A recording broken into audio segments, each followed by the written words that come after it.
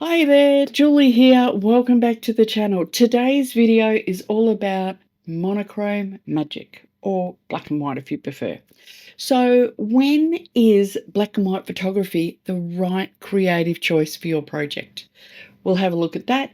We'll also have a little look at how to bring your black and white images to life using various editing tools like Lightroom, Photoshop, Nik Silver Efex, DxO Film Pack, and yes, even exposure. So let's dive in. Black and white strips the image down to emotion, shape, contrast, and light. When colour is just too much, or when the story lies in the subject's expression or the play of shadow and texture, monochrome really can be your best friend. So when to use it? When the light and shadow are strong, if you want texture to take centre stage, colour distracts you from the mood, or if you want a timeless, vintage or artistic vibe. So if you're planning black and white from the start, like I frequently do with my film noir, here's some ideas to try. So you can try going for soft directional light. So perhaps if you're shooting natural light, you could go for early morning or late afternoon. I love shooting in the studio with diffused light. So my studio lights, whether I'm shooting flash or I'm using LED constant light, I love having that beautiful diffused light. I like lots of light, but it needs to be soft and diffused. Slightly underexposure images to help preserve the highlight and the details. I always shoot in RAW, and I find if you switch your camera profile over to black and white or monochromatic, that gives you a lot of control. You can actually see what you're shooting in black and white without the distraction of all the color. So, and the other thing, I guess, is low ISO where possible. I do like to shoot some of my film noir stuff at ISO 640 because it gives a touch of grain, but it's that beautiful soft grain. But if you want to shoot at ISO 100, you can always add grain in later. So let's have a look at some images in Lightroom to start with.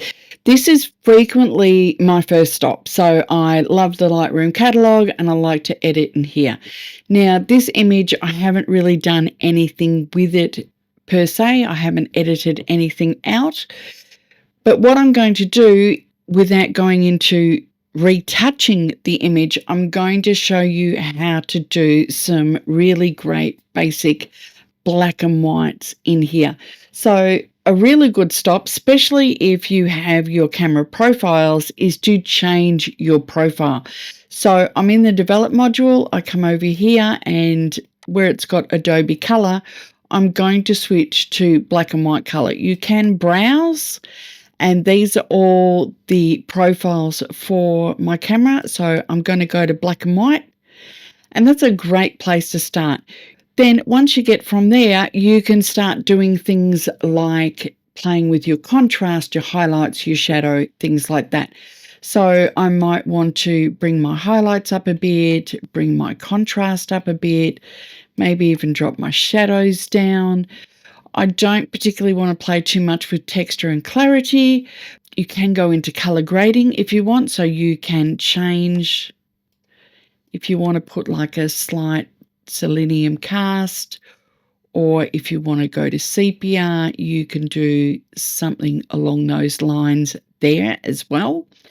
You can, if you want to, you could go in and you could do noise suppression, or if you didn't have noise, you could add a little bit. This, of course, is on ISO 640, so there is a little bit of noise there.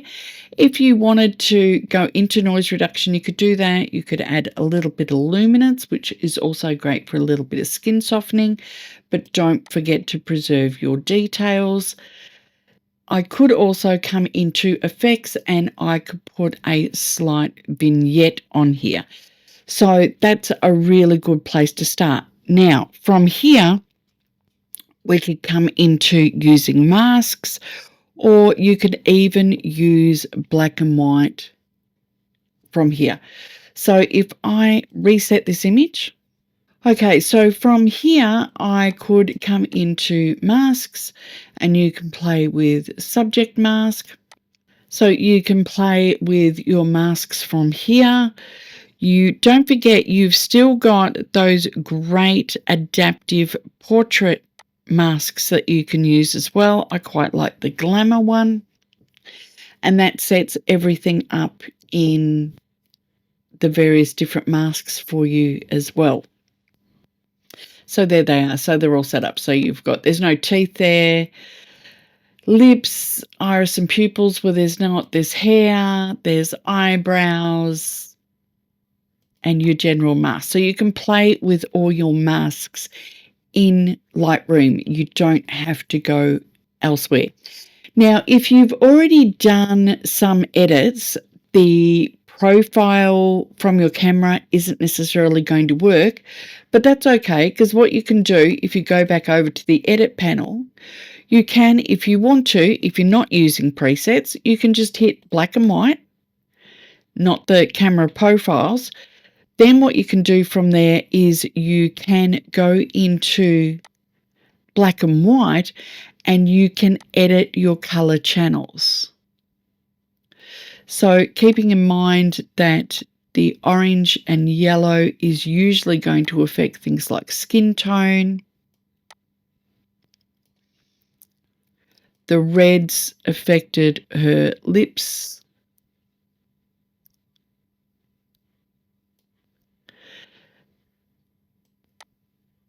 Probably a little bit darker.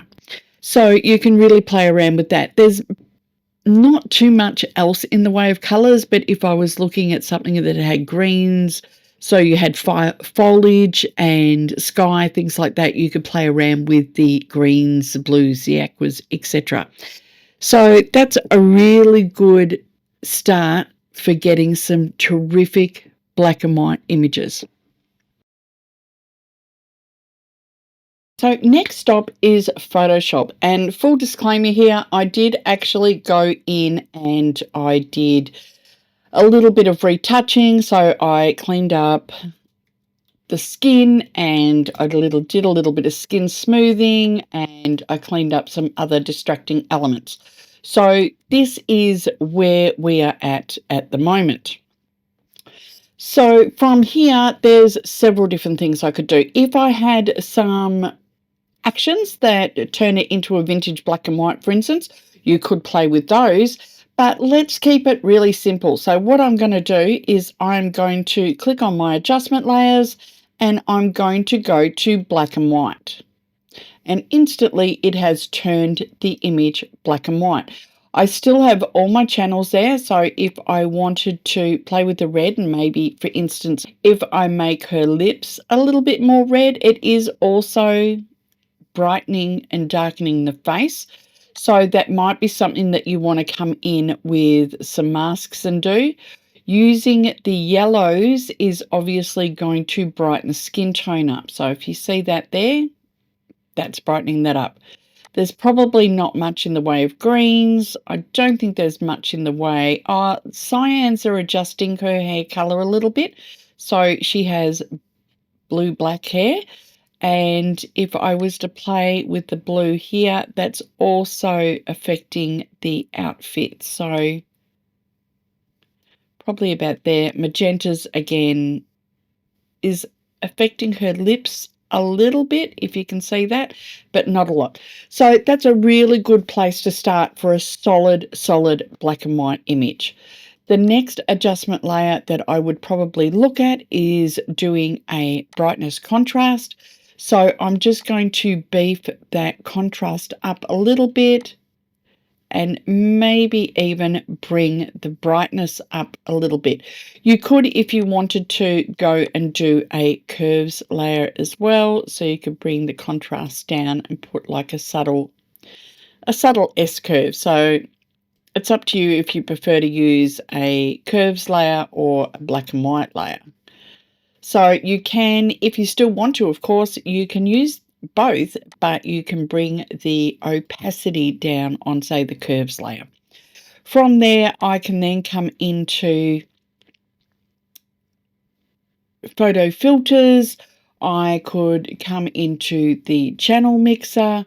I can play with different things here. So you can play around with different looks and feels by mucking about with the channel mixer. So you can do the red channel, you can do the blue channel or the green channel, and you can have a lot of fun making some toned black and white or toned monochromatic images. So it's up to you what something is that you want to play with. Perhaps you want something that's just got that vintage toning to it. So if you're looking at sepia or selenium, which is one that I like, or cyanotype, you can play with your channel mixer. Of course, you can then also come in and you can drop the opacity if you decide that it's probably a little too strong. So that's probably where I would leave this image for now. And it's a beautiful, beautiful black and white image. It was quick, it was easy. It just took a couple of adjustment layers to do it. From here, I can take it into various other programs to play with it even further. Let's take a look at another image. I've got this one here that has a very much vintage look to it. We had vintage clothing with the overcoat, which was over a beautiful vintage dress, which you can't see in this photo because it was very cold. And we had the vintage hat with the veil and the fur shawl and the gloves, the whole lot. So this was a fabulous shoot that we had. And I could just convert it to black and white, same as what I did in Photoshop with some of the others. But what I want to do is I want to take this image into Silver Efex. So this is one of the Nik collection products. It comes up with this panel here and I click open. I could, if I had a whole heap of layer masks, bring those in, but I'm just doing the straight image. So I can do, there's a couple of different presets that are absolutely stunning. I do love this one. This is dark selenium. I just don't like the image border. I could save this as a preset without the border and a few other changes. Now I can come in here and I can change the toning on the image. I could have it a little bit bluer if I want, but I'm just going to leave it there. I can change the strength of that hue that I put through. I'm just going to drop that down a little bit. I can add a vignette, so it's just slightly on the dark side, which is drawing the eye into the image. Now what I'm going to do is I'm going to add an elliptical control point just so that I can brighten the top or the center point of this image a little bit, which is drawing the eye even further into the image. Now you can start playing with film grains. So I've got film type, so I've got neutral there, but I can start playing with things like Kodak or Ilford, Agfa. There's lots of different film grains. There's lots of different effects that you can put into that. I quite like this Ilford Pan 50, but there is others that you can really play along with. This Agfa scale is also quite nice, and you can see that you've got your different ISO rates as you go through. So I might just use that one. I can, of course, you've got all your different channels. So yellow is going to affect the skin tones a little more. Green, and there's a lot of green in that background, so I can play around with that. I think there's a little bit of blue in the hat and the coat and the gloves, but that's pretty much about it. I'm going to leave it there. You don't have to do a lot to get fast, beautiful, and really, really punchy results for a black and white image. So I'm just going to save that preset, and actually this whole series is called Last Train. So I might just call it Last Train, and I'm going to save that, and that will save all of this as a preset down the bottom. I just hit apply, and that will then drop it straight back into Photoshop. So that's the Nik Silver Efex there. So if I just turn that off and drop back down to my background, I want to take you over now and have a little look at another product by DxO. This one is Film Pack 7. So if you go into Filters, DxO Labs, and go into Film Pack. Now this is Film Pack 7. Just takes a second to load. Right, so there's a lot of different things that you can play with in here. So you can go by filter and you can say, I just want black and white, I just want negatives, or I just want cinematic looks, things like that. And it will give you quite a few different options down here that you can play with. The silent movie, that's a really cool one. That's lots of great grain and everything on it. You can, of course, come in and optimize any of these. So you can change your film type, how much grain, if you want to add split toning. You can add in a little bit of highlights and luminosity masking and things like that. Contrast, channel mixer, there's a lot that you can play with. But another really fun thing that I love to play with is the time machine. So if we click on the time machine, you go, right, do I want 20th century, 19th century, 1900s, 10s, 20s? This is sort of a real 30s, 40s look. So let's have a look at 1940s. And then it's going to give me various different stylings of iconic images from the day. So I love this Beauty and the Beast one. This is from 1946. It's gorgeous. It's got a bit of a glow. It has beautiful lighting. It's got some grain in it. And I can click on that and it will, so if I compare, that's before and that's after. I can close that off so that I can see more of my image. I can then come in and I can customize this as well. So I don't want film rendering. Well, no, I think I do. I'm going to put some in. Oh, but I just want black and white. So let's change that up. Grain. Do I want grain? You can add grain in if you wish to, or you can leave it out. You can get quite strong grain, or you can keep it quite soft. You can vary the intensity of it,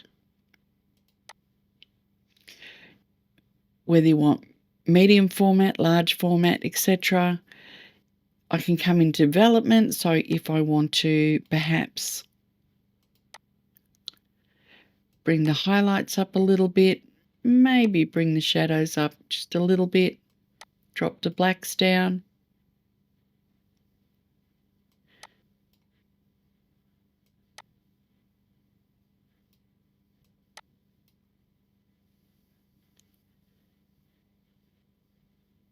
I can add frames, I can add a texture. Look, I must admit, I'm not a big fan of the frame texture and light leaks in the film pack. There is another product that I'll show you in a bit that has got some fabulous graphical effects that you can add in. I can do creative vignetting. I can add in some blur. So if I wanted blur on the edges, or if I wanted to go for soft focus, add in some diffusion. I want to keep that off, I think, on this one just for the moment. I can select the center point for that vignetting.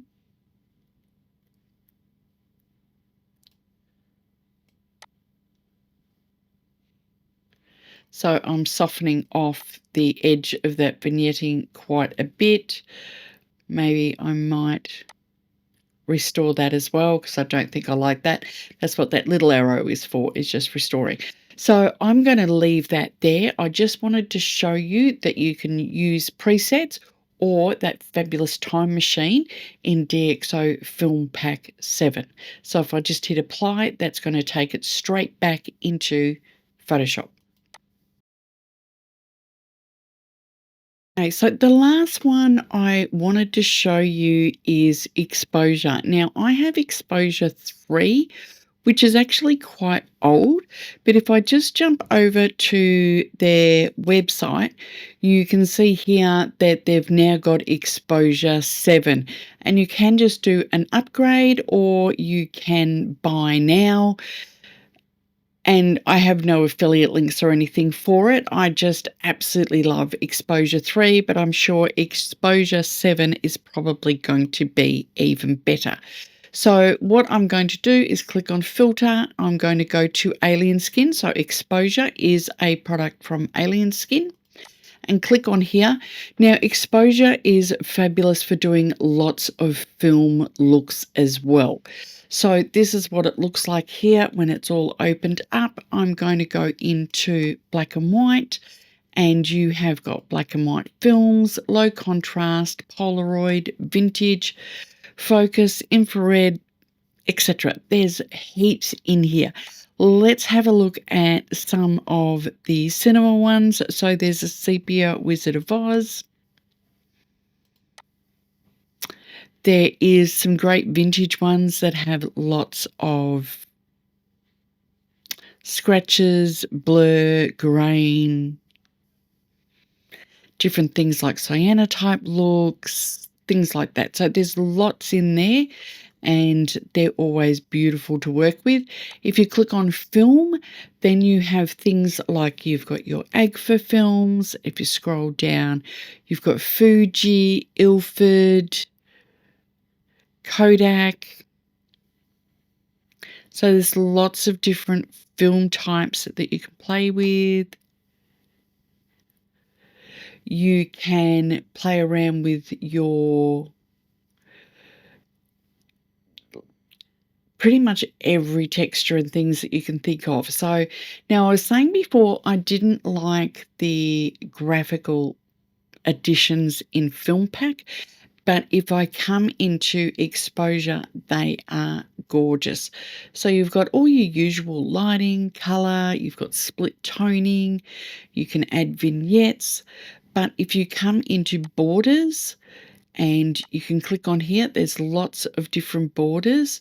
So there are some fabulous film type borders that you can play with if you're looking for borders, and you've got actual film type ones, you've got sloppy borders, you've got vintage borders. So these will give you fabulous looks that you're looking for. If you were after lighting effects, they have lots of different light leaks and lighting effects that you can use on your images as well.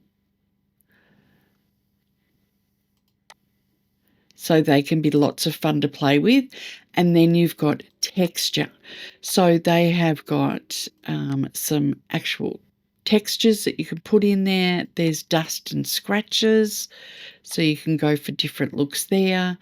You've got this thing called Fundy Finish, which gives this sort of slight grain and a vignette to it. You've got Image Washed, which gives you those washed out damaged ones. And there's paper. So there's lots of different textures that you can use in there as well. You have got presets that you can put on. You can adjust the amount of blur. You can sharpen it. You can have grain on or off, and you can pick different types of grain. So you can add that to it. So there's a lot that you can do. on top of all of that, you can add them up. So you can actually have a couple of different looks on here as well. So I'm just going to leave that here because I'm sure if you were to go and do a trial for exposure 7, it may look a little bit different to what exposure 3 does, and it's probably got more on offer. But I just thought I would show you exposure as opposed to some of the other products that you can use. I'm just going to hit apply, and that is going to pop it back into Photoshop. So let's just have a little bit of a wrap up of what we did. Obviously, I had those images in Lightroom that I did, and also the Photoshop edit. And then I went in and I have got this image here, which is what I did in Nik Silver Efex. Then I went into Film Pack 7, and this is Beauty and the Beast 1940s style. And this is the one that I did in Exposure 3. So as you can see, they are quite different. I could have gone to try and make them all exactly the same, but I do love the different look and feel that you get from each of these programs. So there you have it. So black and white isn't just an editing choice, it's a storytelling decision. It's about stripping away distractions, letting the light, the texture, and the emotion speak louder than colour ever could. Whether you're using Lightroom or Silver Efex, Photoshop, Layers, any of the other programs that I showed you, experiment and see what resonates with your style and have fun. If you found this video helpful, maybe give it a thumbs up, hit that subscribe button, and drop a comment below what's your favourite edit in black and white and what program do you love to use. I'd love to know. So thanks for watching. I'll see you next time on the channel. Bye.